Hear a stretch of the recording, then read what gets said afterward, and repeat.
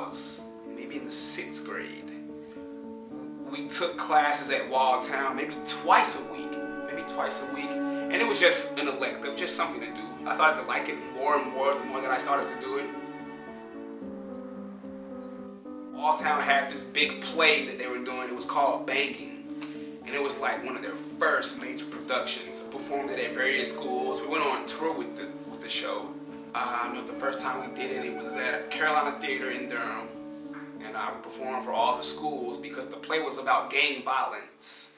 So it was a major, I felt pretty proud. All my friends knew me. Oh my God, Dominique, that was you on stage. And I was like, yeah, that was me, I didn't like ballet because, everything in ballet is very up straight. You gotta keep your body, nice and tall. I'm not gonna lie, ballet is not easy at all. But ballet is more like the ground root for dance. So if you learn ballet, you can pretty much do any other style of dance. Living where I live in like a very urban community. So all my friends, they were like, what? They would kind of pick on me sometimes because I was doing ballet. Oh, you're gay, you wear tights, whatever. All the girls seemed to like the fact that I did ballet, so I didn't really care. I felt a lot comfortable with hip-hop because, I was always around my house doing hip-hop. In hip-hop, it's more about being yourself. You can have your own personality, your own character. My style of hip-hop it's very lyrical, it's very smooth, and there's a lot of ballet technique. There's a lot of classical ballet technique in my hip-hop dances. Everyone in Walltown was definitely best friends. We were all friends. Even though we went to different schools, we'd go out in a group and we would just take a random spot and we would just start dancing just to entertain people for fun. We would go to Northgate Mall, and dance in the mall just for no reason because it was fun. And, I can remember things like that all the time. My cousin, he was a dancer as well. He was an actor, performer, and he was killed one year, and that just messed everybody up at Walltown. Like, man, it was a sad moment, man. And his name was Quan Thorpe. He was my cousin, and if you really sit down and get to read the words, you will understand it. How is Romeo and Juliet relevant in 1988, do you think? How does it pertain to, do you think that, Well, we still have racist problems, and so, that's pertaining to Romeo and Juliet. I'm black, she's white, and, I'm a Montague, she's a Catholic. Yeah, every time we dance, man, we would just dance for Quan because he was, we had something to dance for now. So when we danced, it was 10 times better because we had something to show. We had something to prove. We danced for our homie that had passed away. I had knee surgery.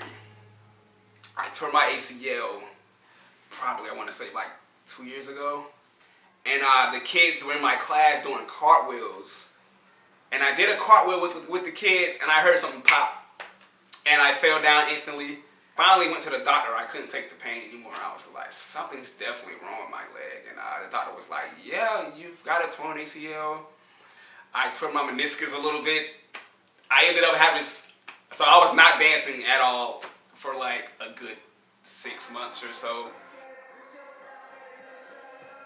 Man, I started teaching at Walltown at a very young age. So I got my training, my teaching experience from Walltown.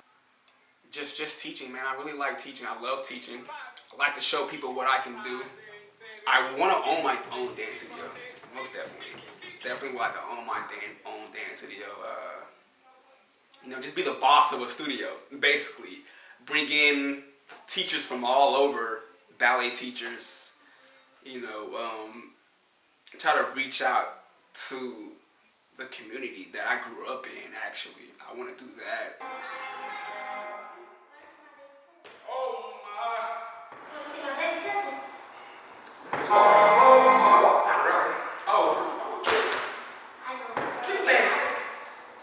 One thing I love about Walltown, actually, is the way the teachers, actually care about their students, you know.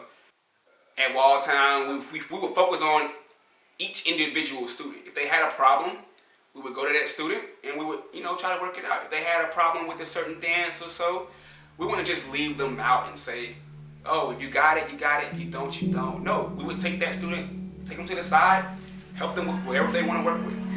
Because you're teaching students and you really want to focus on them and make sure they can be the best that they can be, you know, in the future. If they want to take dance to that next level, if they want to be a dancer when they grow up, you know, having a good teacher there to help them and to motivate them really helps them to strive for more in life, man, most definitely.